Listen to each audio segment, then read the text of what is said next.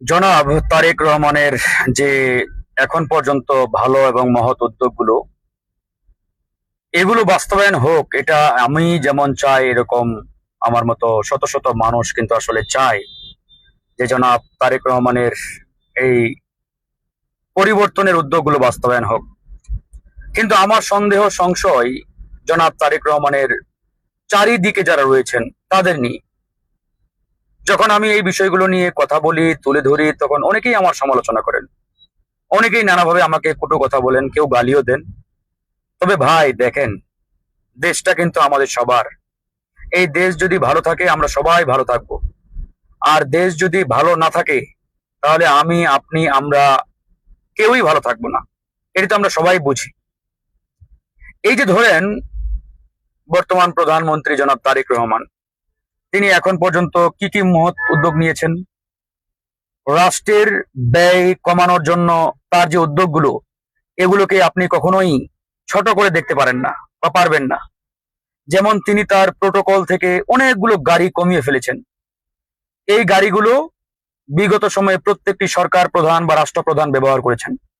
বিশেষ করে দেখবেন, বিগত সময়ে প্রধানমন্ত্রী কোথাও গেলে ওনার সাথে 15 থেকে 20টা গাড়ি থাকতো। প্রেসিডেন্ট কোথাও গেলে ওনার কাছে 10 থেকে 12টা গাড়ি থাকতো ওনার প্রোটোকলে। তো এই যে গাড়ি কমিয়ে আনার ব্যাপারটা, তাহলে এই গাড়ির সাথে লোকবল সবকিছু মিলিয়ে রাষ্ট্রের একটা অনধিক জনগণের ভ্যাট ট্যাক্সের টাকা খরচ হতো।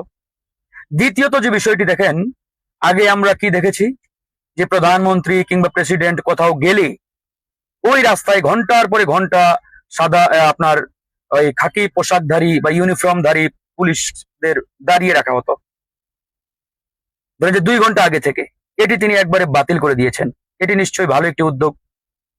আবার ধরেন, তিনি এই যে অফিস, আগে প্রধানমন্ত্রী সচিবালয়ে যাইতেন কালে ভদ্রে 2-1 বার, নাই বললেই চলে। এখন কিন্তু সেই জায়গা থেকে বর্তমান প্রধানমন্ত্রী জনাব তারেক রহমান সপ্তাহে 7 দিনই সচিবালয়ে অফিস করছেন। শুধু তাই নয়, এবং তিনি সকাল 9টায় অফিসে হাজির। এটা দিয়ে দুটো মেসেজ। নাম্বার 1, যারা ফাঁকিবাজ কর্মকর্তা সচিবালয়ের, ধরেন যে অনেক কর্মকর্তা, সেটা সচিব থেকে শুরু করে অতিরিক্ত সচিব, জয়েন্ট সেক্রেটারি, অনেকেই আমরা দেখেছি যে রাত দুপুর 11টা 12টা 1টা পর্যন্ত অনেকে অফিসে আসে। এই যে যখন প্রধানমন্ত্রী, রাষ্ট্রের নির্বাহী প্রধান, সকাল 9টায় অফিস করেন, তখন কিন্তু চাইলেও অনেকেই ফাঁকি দেওয়ার সুযোগ খুব একটা পাবেন না। 9টা মানে 9টা, 10টা মানে 10টা, রাইট টাইমে অফিস আসতে হবে। এটা একটা প্রধানমন্ত্রীর গ্রেট উদ্যোগ, ইতিবাচক উদ্যোগ।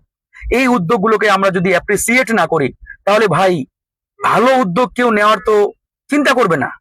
হ্যাঁ, একই সাথে প্রধানমন্ত্রী বা তার সরকার বা বিএনপির সরকার যেগুলো জনগণ বিরোধী সিদ্ধান্ত নিচ্ছে বা নেয়, এগুলোর আমরা কড়া সমালোচনা করি। তখন আবার বিএনপির ভাইরা অনেকেই আমাদের গালি দেন, গালমন্দ করেন। কিন্তু আমি এগুলো কেয়ার করি না। আমি মনে করি দেশ ও জনগণের কল্যাণে যেটা হক, যেটা সত্যি, এটা অবশ্যই আমাদের বলতে হবে। অন্যথায় এই দেশ তো এগিয়ে যাবে না। এই যে যেমন বাংলাদেশ ব্যাংকের গভর্নর H.M. মনসুর, তাকে সরিয়ে দেওয়া হলো। হ্যাঁ, যে কাউকে আপনি সরাতে পারেন, তার একটা প্রসিডিউর রয়েছে, পদ্ধতি রয়েছে। আপনি চাইলেই যাকে তাকে আন্দোলন করে, মব করে সরাতে পারেন না। সরকার দায়িত্ব নেওয়ার পরেই ঘোষণা দিলেন আজকে থেকে মব কালচার চলবে না। আবার একই সাথে আমরা আরেক দিকে দেখলাম, বাংলাদেশ ব্যাংকের কর্মকর্তা কর্মচারীরা সেখানে মব তৈরি করে বর্তমান যে গভর্নর ছিলেন H.M. মনসুর আলী, তাকে সেখান থেকে এক প্রকারের চাপ দিয়ে সরিয়ে দিলেন। এটা তো কোনোভাবেই কাম্য হতে পারে না। H.M. মনসুর আলীর অনেক সমালোচনা থাকতে পারে, অনেক তার বিষয় নিয়ে আপনারা সমালোচনা করতে পারেন, কিন্তু আপনাকে এটা স্বীকার করতে হবে যে তিনি এমন একটা ভঙ্গুর অর্থনীতির অবস্থার মধ্যে বাংলাদেশ ব্যাংকের দায়িত্ব নিলেন, যখন বাংলাদেশের রিজার্ভ মাত্র $14 বিলিয়ন ছিলেন। একটা মারাত্মক ভঙ্গুর অবস্থার মধ্যে আমরা ছিলাম। সেখান থেকে টেনে তিনি কিন্তু আজকে আমাদের রিজার্ভ প্রায় $35 বিলিয়ন উন্নীত করেছেন। এটা কি ওনার গ্রেট অ্যাচিভমেন্ট না? আপনি কি এই সত্যটাকে অস্বীকার করতে পারবেন? পারবেন না। আবার বাংলাদেশ ব্যাংকে অনেকগুলো সংস্কার নেওয়ার জন্য তিনি কিন্তু উদ্যোগ নিয়েছেন, এবং প্রায় অনেকগুলো চূড়ান্ত পর্যায়েও তিনি নিয়ে আসছেন।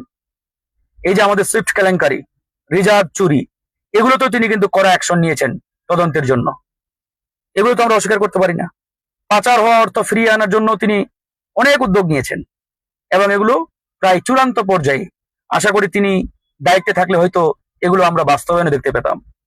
এই যে হুট করে সরিয়ে দেওয়া, আচ্ছা সরিয়ে দিলেন ভালো কথা, কিন্তু এমন একজন ব্যক্তিকে দায়িত্ব দিলেন যিনি বাংলাদেশ ব্যাংক রিলেটেড কোনো দায়িত্ব অতীতে পালন করেন নাই। তিনি একজন পুরোদস্তুর ব্যবসায়ী, পোশাক ব্যবসায়ী। সুতরাং একজন পোশাক ব্যবসায়ীকে আপনারা বাংলাদেশ ব্যাংকের দায়িত্বে আনলেন, বাংলাদেশের কেন্দ্রীয় ব্যাংকের চেয়ারে বসালেন, এটা আসলে কতটুকু যুক্তিযুক্ত হলো? এগুলো সমালোচনা শুধু আমি যে করছি তা না, ইভেন বিএনপি পন্থী বুদ্ধিজীবী যারা, অ্যাক্টিভিস্ট যারা, গবেষক যারা, তারাও কিন্তু এগুলোর কড়া সমালোচনা করছে। তো এই জায়গা থেকে আসলে আমাদের চিন্তা করতে হবে, দেশটাকে ভালো রাখার দায়িত্ব আমাদের সবার। তো আমরা চেষ্টা করব অবশ্যই এই দেশটা যাতে ভালো থাকে, এই দেশটাকে আমরা সাথে সবাই মিলেমিশে করতে পারি। তারেক রহমান সাহেবের যে মহতি উদ্যোগগুলো, এগুলো বাস্তবায়ন হোক।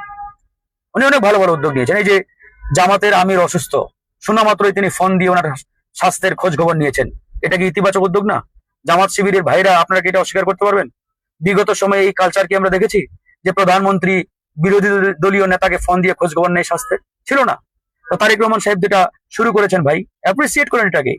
আবার একই সাথে জামাতের ইফতার মাহফিলের দাওয়াত দেখলাম গিয়ে প্রধানমন্ত্রীকে দিলেন আপনারা, এটাও একটা ইতিবাচক দিক। অতীত ইতিহাসে এরকম ছিল না। তো এই ভালো দিকগুলোকে আমরা অ্যাপ্রিসিয়েট করি, আর যেগুলো খারাপ দিক এগুলো আমরা অবশ্যই গঠনমূলক সমালোচনা করব। গঠনমূলক সমালোচনা করে অবশ্যই আমরা তাদেরকে শুধরিয়ে দিব। আমরা চাই জনাব তারেক রহমান, তার নেতৃত্বাধীন সরকার জনগণকে একটি সুন্দর বাংলাদেশ উপহার দিক। আমরা আর হানাহানি মারামারির ইতিহাস দেখতে চাই না। আমরা সবাই মিলে এই দেশটাকে গড়তে চাই, এই দেশটাকে আমরা গড়ে তুলতে চাই। এটাই আমাদের লক্ষ্য। সবাই ভালো থাকবেন, দোয়া রাখবেন। আল্লাহ হাফেজ।